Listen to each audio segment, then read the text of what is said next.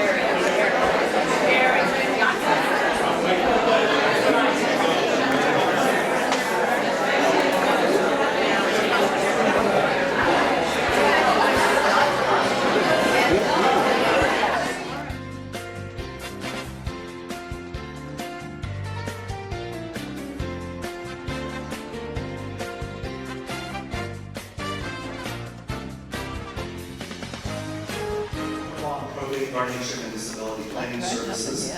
He's got a bachelor's in anthropology from school and a Juris Doctorate from Washington University School of Law. He's been facilitating weekly support groups through the Alzheimer's Association for people living with Alzheimer's and dementias. And a wonderful job I hear. Wow, 5 stars. All right. So over to Seth. Oh, you got your mic up. I'm mic'd up. All right.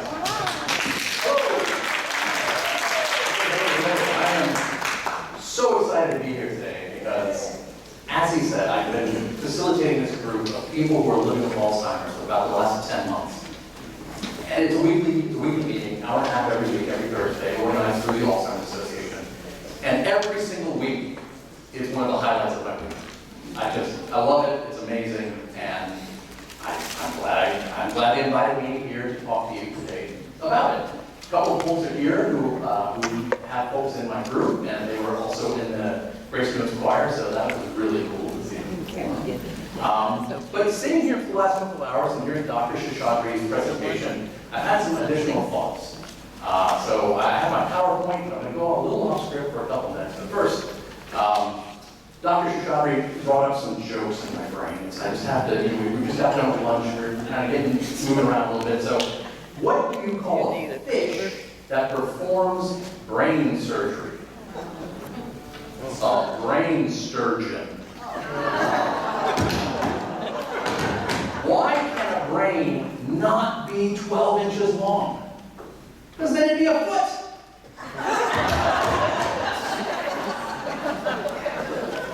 All right, thank you, ladies and gentlemen.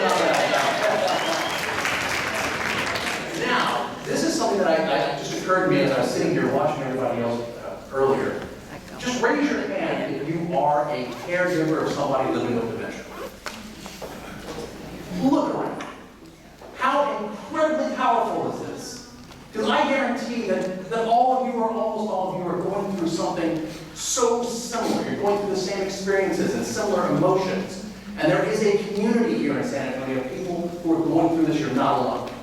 And I know that you've got, the caregiver lines, you've got organizations out there for you. If you don't participate in that kind of thing, you should consider it, because I know firsthand, just through the group, how difficult it is. There's stuff out there for you. And it just occurred to me, wow, you've got a collection of amazing people here. So congratulations to all of you for being here today and taking steps to continue your education and to see what's going on with Alzheimer's and other dementias. Please give yourself a big round of applause. Because you're special. All right. Let's see. So my group, as I said, is 4 people living with dementia.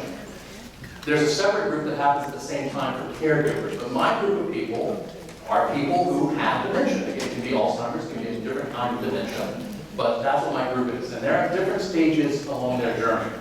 It's supposed to be for early stages, but the truth is, there are folks at different points along the way. So it's a mixed bag of folks that I have in my group.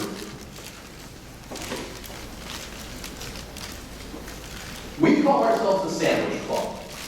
And the reason we call ourselves the Sandwich Club is because there's a guy named Warren Zevon. You might have heard of him. He was a very famous musician. He used to go on the David Letterman show a lot. And when he'd go and perform and everything, but he got a terminal diagnosis of cancer. He's going to die in 4 months. And he still went on the Letterman show. David Letterman asked him, how has your diagnosis changed your approach? And what Warren Zevon said was, it reminds me to enjoy every sandwich. And that's kind of the ethos of our club. That's why we're the Sandwich Club. That applies to all of us. You don't know what's going to happen this afternoon. You don't know what's going to happen tomorrow, tonight. You don't know. Enjoy every sandwich. It's especially applicable to folks who are living with dementia, because it is slipping away.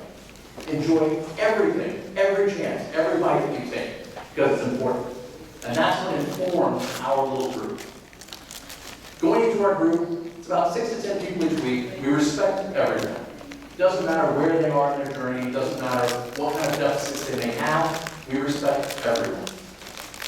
I lead the group more like a college seminar with less emphasis on arts and crafts and more of an emphasis on talking and having conversations and thinking to the best of our abilities. I bring up poetry, jokes, ethical dilemmas, music, and more. Something that Dr. Shashatri said really rang true to me, because really what I try to focus on, the themes that I bring to our group every week, I'm trying to find those emotionally powerful memories. Because if you can find those emotionally powerful memories, it opens people up. That stuff sticks in there, it's in there, and if you can find it, just about anybody can start talking to you. And so it's really an emphasis on trying to find that makes my group successful. And it's not always successful. I try things and I fall flat on my face sometimes, but that's life. That's so it goes. Our goals in our little group are conversation and camaraderie, talking, sharing, remembering, thinking, feeling, enjoying. And we don't shy away from difficult subjects. Our group, there's a core group, and we kind of add and subtract depending on what happens in a given week. But every single week, people share. People have bad days. People come in there. There are tears. There are very real things happening in people's minds that they want to express. And the group is great about rallying around people and supporting them and trying to find ways to help them move forward. I mean, these are diseases that are incurable. These are things that are, there's no escaping it. But I think that the people in my group really find it wonderful to have other people around them who are going through similar experiences and can empathize with where they're at and help them find a rallying point.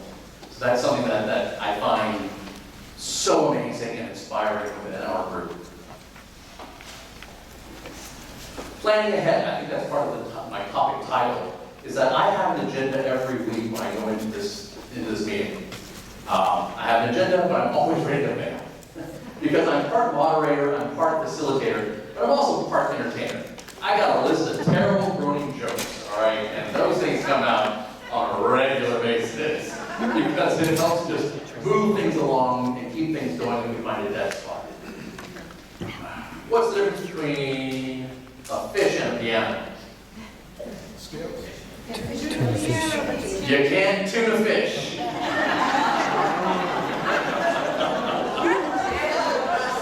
I'm telling you, it's great.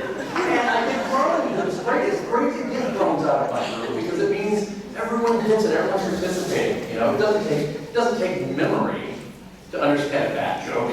It's just, it's just there. It's a bad joke, and that stuff connects. And I'm always trying to find ways to connect and get people to respond whatever that response is. Sometimes it's a good response, sometimes it's a bad response, but a response, a connection.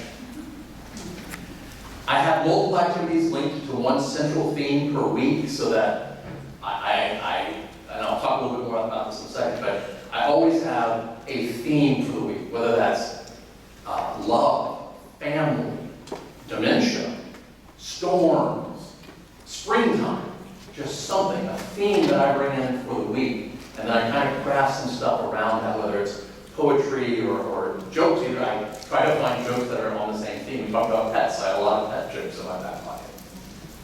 Be okay if something falls flat. It's not always going to work.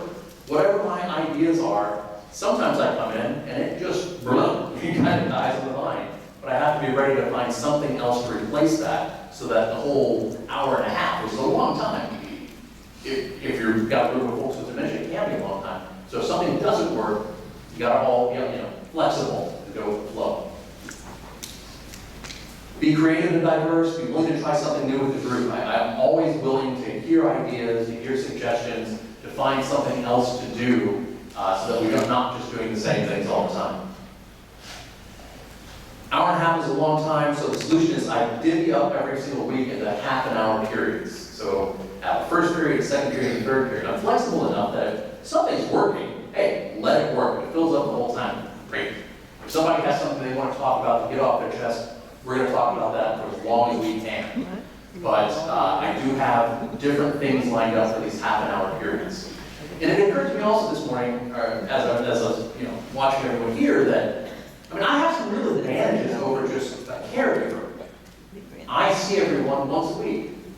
I see them for an hour and a half. I'm not there 24 hours a day. So they come to me, and everyone's happy coming into my room because, frankly, they get a break from all you folks. I don't know why, they like getting away from it. So they come on in, and I talk them for an hour and a half. It's a defined period of time, and I can split that up. It feels long to me, but I know for a caregiver who's there all the time, completely different situation. And so the stuff I'm talking about right now, I was like, well, how does that apply for you? How does it apply on a day-to-day basis? And I think there's some things that you probably already know, but I was just trying to brainstorming. Flexibility, emotionally powerful memories, things like that. But that stuff, when you're living with folks all the time, it's a really different approach. But I know there are people here also who are planning things to do and activities for seniors. So, these are things to think about. Or maybe even at home, if you're trying to do something very specific, maybe hopefully some of these ideas can spark you in thinking about very specific activities under a defined period of time that might be useful for you. Be flexible, go with the flow. First period, checking in. So the first half an hour is just, everyone comes in, and I talk about feelings. I say, does anyone here have something to share? Does anyone here have something that happened this week you want to talk about? Is there something on your mind? Sometimes it's very obvious that someone's having a bad day. They're tears, they're upset. And I go around the room, and it's more of a Socratic method. I'm a lawyer, so that's how I kind of thought. So I go around, and I do put people on the spot a little bit, because that's the only way to really address everyone. And I ask them, what's going on? Do you have anything you want to talk about today? Sometimes almost nobody has something they want to talk about. Sometimes people have very specific things they want to talk about. And maybe it's a story of something that happened that week. Maybe it's something in the news that they saw. Maybe, as I mentioned before, it's something very emotional. I woke up crying. I keep waking up crying. Every day I wake up crying, and I don't know why. I don't know why. I just wake up and crying, and I don't know how to handle that. And I am not a psychiatrist, I'm not a psychologist, I'm not a therapist, I'm not a counselor. But what I am is somebody who cares. And what the other people are in this group are people who also care. And so, when these kinds of things happen with the folks in my group, I'm so proud of the other people in our group because they step up. And they're the ones who lead the empathy. They're the ones who lead the connection. And I'm just lucky to be there to at least help facilitate that process. I'm getting way off my slides because I'm just going to think about these things and okay, what really actually helped you guys understand a little bit more about what happens in this kind of group? The open, consistent conversations, that's what we've been talking about. Learn the strengths and weaknesses of the individuals in the group. There's some folks who are very eloquent still, very eloquent, but their memory is pretty much gone. But they can talk very well. So if I can tap into their ability to speak about something that doesn't require memory, we're golden. They have something to talk about. Other people, when they speak, and the conversation can go anywhere. I don't care if it's true. I don't care if it's false. I don't care if it's 100% made up. Keep talking. Let's talk about it. You know? And I think that's something else where I have an advantage over caregivers is I haven't heard the same stories 50 times. Right? Yeah. And I don't care if they're true. It's not a situation where, no, that didn't happen like that. That's not the way it was. I don't know. Maybe, you know, maybe not. Let's talk about it. To me, everything that they say is true for the purposes of our group and our conversations. Don't panic when there's dead air. It's going to happen. And sometimes this first period, it doesn't last close to a half an hour. So we move on to our weekly thing. Examples: resiliency, pets, storms, dementia, ethics, nature, love, family, pain. We start with a brief discussion of the theme. We get input from as many people as possible. Hey, what do you think about this? You know, pets. We're talking about pets. Tell me about a pet that you may have had. You know, you ever have a pet that you go, oh yeah. Well, what was it? It was a dog. What was that dog's name? Oh, it was Fluffy. Or oh, I don't remember his name. That's okay. You know, what about that dog? And it just sparks some conversation. I bring in poems, jokes, and stories on the theme, and I try to keep people engaged.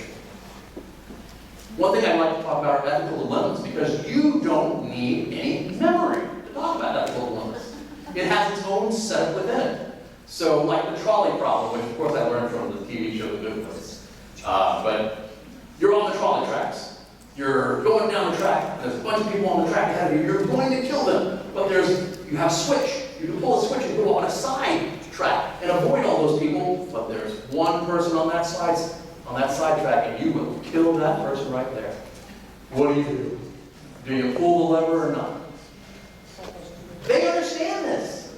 This is an ethical thing that they can actually understand and talk about. We debate it. There's some people who feel this way, there's some people who feel that way. I talk about dementia-related ethical issues. Just 2 weeks ago. Do you want your caregiver to tell you if somebody really special to you died? Because you might forget. You're going to go through the grief process, and then you're going to forget. And then you're going to go through it again if they tell you again that that person died. Should the caregiver tell the person, or should the caregiver say something else? That's an ethical dilemma. There's no right answer. But boy, we have a really good discussion about that. About, do you want to be told if something like that happens?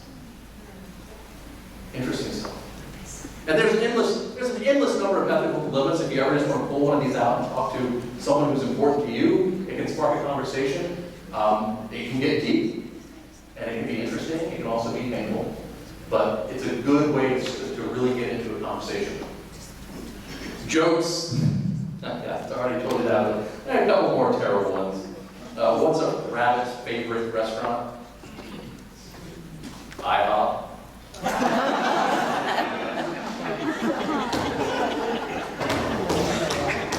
How do you turn a brain into water? Remove the bean. Grown to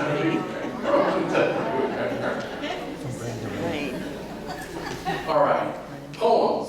I bring in poems. Langston Hughes, Pablo Neruda, Maya Angelou, all kinds of famous people and other people who aren't so famous, because especially if it's on a theme, everyone in my group really seems to enjoy that. My co-facilitator worked in some short stories, and that seemed to work really well as well, but I haven't done that yet. I also create something. We write our own poems. We find a theme, and I go around and I get input from everybody. For example, one of the biggest ones was about storms. I mean, I can right now, tell me about a storm you lived through. You, right there.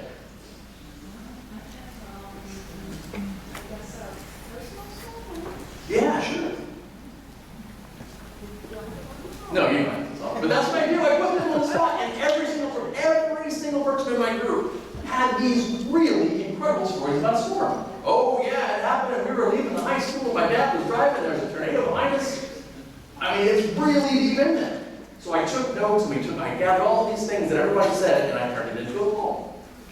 Remembering the Storm by the Sandwich Club. Ain't a person in the world don't remember the storm, the one that shattered your dreams in the dead of night, or descended on your town at midday. Don't matter if he was young or old, you'll all remember it. You sitting on the front porch swing. Who sits on the front porch swing anymore? Drink in hand, darkness gathers on the horizon, sparked by lightning, lumbering closer by the second. You got the flashlights, candles? No noise and a low grumbling boom! It's in your ear, you laugh because you darn near fiddle. May as well be in the land of Dorothy. Heck, maybe you are in the land of Dorothy. Or Alaska, or on Steve Street, or with your father fresh home from the service, or at the high school. The banshee wind shrieks through the town, your heart pounds, neck hair stands at attention, and someone opens the faucet in the sky. The backyard of the country. Been there, your whole life snaps. The roof next door ain't there no more. Hail beats against the earth. The transformer on the corner explodes, killing the electricity. And it's you against the raging of the world. Wow. Awestruck. Time to find a cellar. Cover your head with cardboard. Get your butt down below. Survive. Nature's light dances to the beat of thunderous drums. Generators hum while the flood cuts new channels in the river. Stragglers take refuge in the homes of neighbors for forging friendships. Over scavenged food and stories of storms past. At least we're not driving. My dad had outrun a tornado with all those kids in the back of the station wagon when I was just 12 years old. And it's gone. Thank you, Jesus. Just up to the left. The sun will come out tomorrow. And it's time to clean up this war zone. Rebuild, hard work, sure. But new construction ain't a bad thing, even in an old town like this. And what do you know? You kind of enjoy it.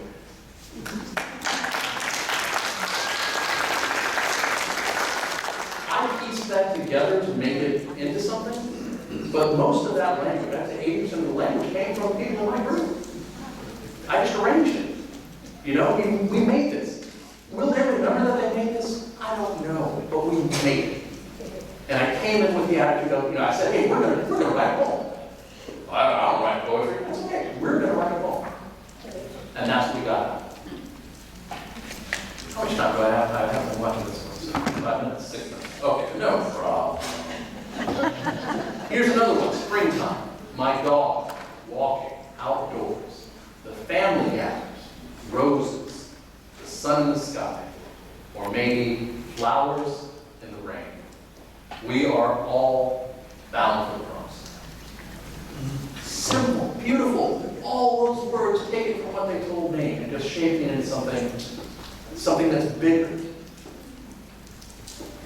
Our trip, same thing, but I'm running short, so we're going to skip ahead. Third period, music. Man, the Grace Notes choir who was here that really spoke to me. First of all, because like I said before, 2 of the people who were here are in my group, so I was really, really amazed to see that. But also because that principle holds true in my group. Music reaches deeper than just about anything, at least that I found in these groups. There's someone in our group, again, he struggles with his memory. I mean, more than a lot of people in our group, he really struggles. I can play music from the early 60s and mid-60s, and he whistles along with the whole thing. It's there, and it's incredible. And that's communication. That's evoking something. That's something powerful. But I don't just play the music they like. I play them crap they hate. I play like hard rock sometimes. I play new stuff. I play Native American music, African music, just because it gets a reaction. And then I always ask them up and down. Bud likes everything. Everything. I mean, seriously, he needs to be very sincere about it. He loves it. But other people are like, oh my God, that's terrible, you know? But the idea, again, is just to play all different kinds of things. I take requests. And so there's one guy who really likes Rolling Stones. So I have the Rolling Stones greatest hits ready to go and play if he's there. So I have something that I know he'll love. What about games and arts and crafts? That is not my forte. And I know that's not my forte. But like Dr. Shashadri was talking about, these dementias can open up something new and creative in people. So I'm not against it at all. And thank goodness I have a co-facilitator. Because Mel, my co-facilitator, is really great at that stuff. So we have done some painting projects where Jim, I mean, he did this thing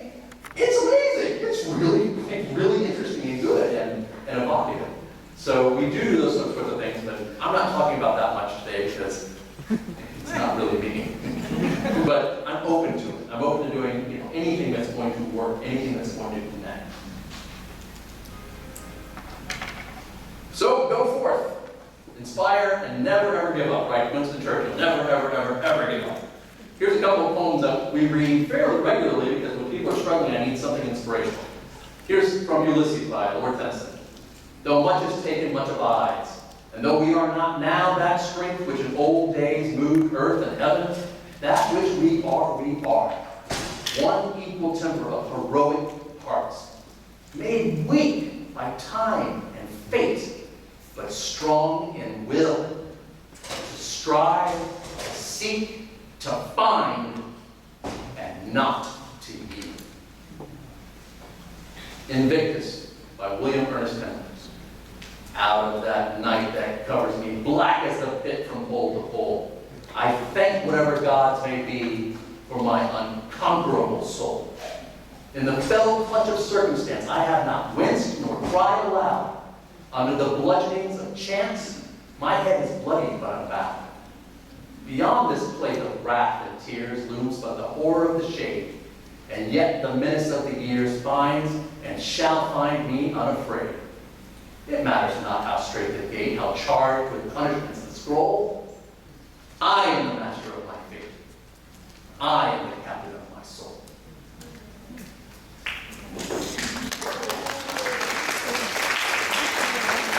Your folks like to be inspired, and they like to know that you're not quitting, they're not quitting, and they're going to keep on pushing through this thing. This is a fight. Life is a fight we all lose, but this is a fight that you gotta at least keep your hope alive and keep their hope alive so that they can persevere as long as humanly possible and enjoy every sandwich. Thank you.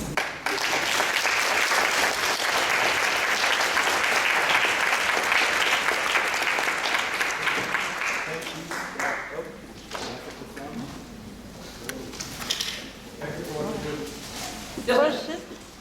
How did you get the group started? Like, is there an organization that said, come do this? Or? This group already existed.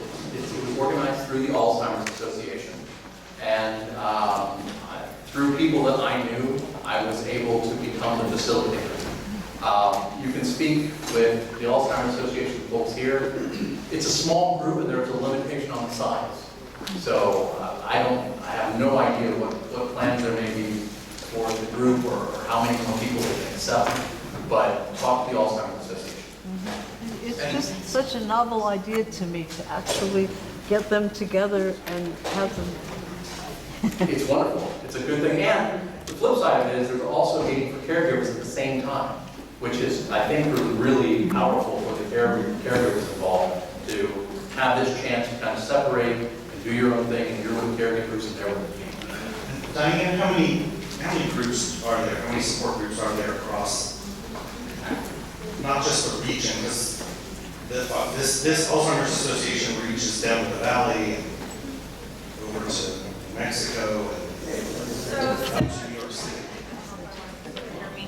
So this group that STED is a part of, so the group that STED is a part of, it is a little bit different, which is really nice. So we have caregiver groups from virtual to in-person, but the persons living with dementia, that's a very special group. And they actually meet weekly.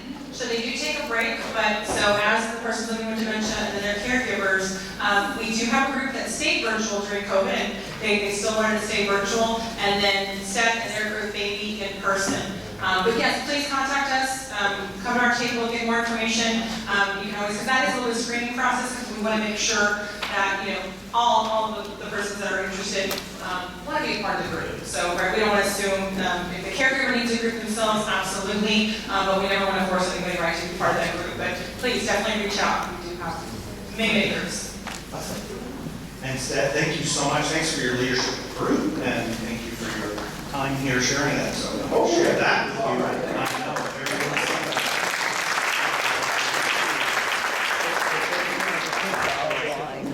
Okay. All right. Well, I have. Is this still on? I guess it's okay. I can scream loudly. So I did want to take a minute, as my food is digesting, it reminds me, first of all, Stet kept us awake. That's a feat in and among itself after such a big lunch. But I did want to take a minute to thank the Law Office of Carol Birch one more time.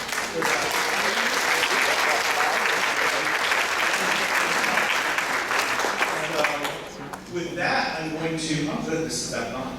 Okay, I can save my voice for shouting at my wife.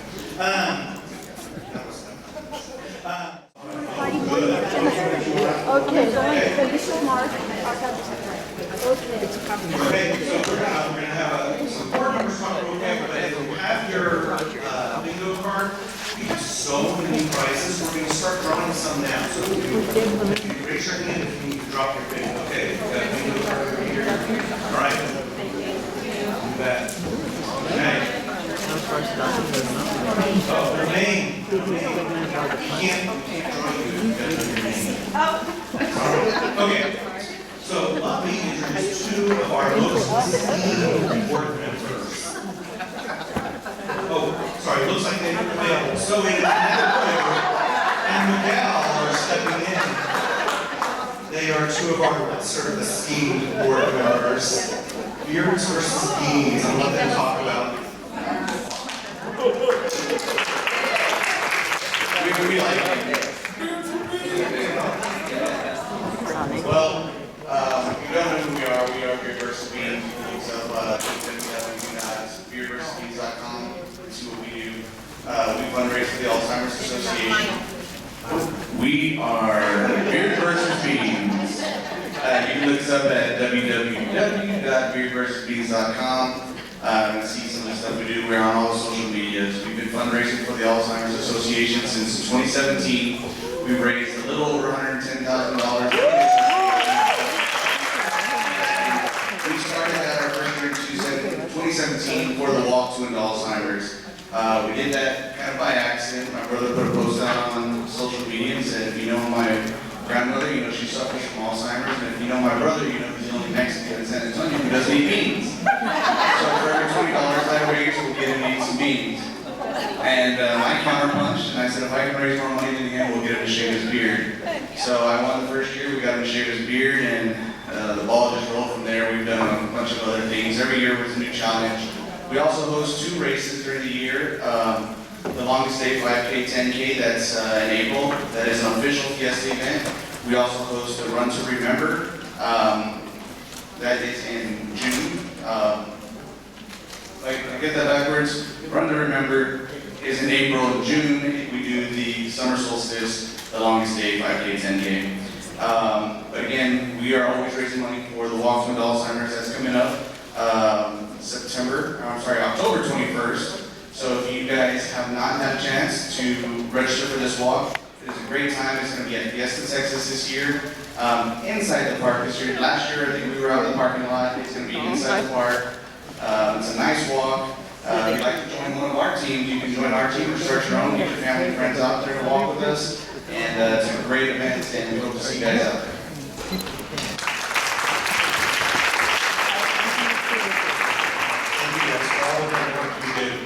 Also, of course, you can join their team or set up your own on ALZ.org and the plug for that. And as our previous speaker before lunch was talking about investigations and trials that you can be on, there is also the Alzheimer's Association also has trial action that you can sign up for. And it's a great way. Not all research is drawing blood and things like that. Some of them are literally playing games just to see how people's brains work. You can take this one home Great with you. things. It's got information. So, big things for some drawings real quick. Okay. I didn't mean to take this. Should I draw? All right, our first winner is, does this look like this meeting? Is this a country? All right. Oh, Mary Helen Bowes? Oh, Mary Helen there? Mary Helen, okay. Could be.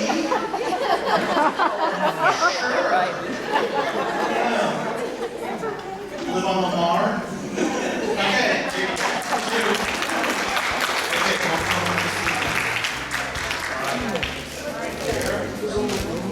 Put Stetson in a draw. Did you put your card? I didn't either.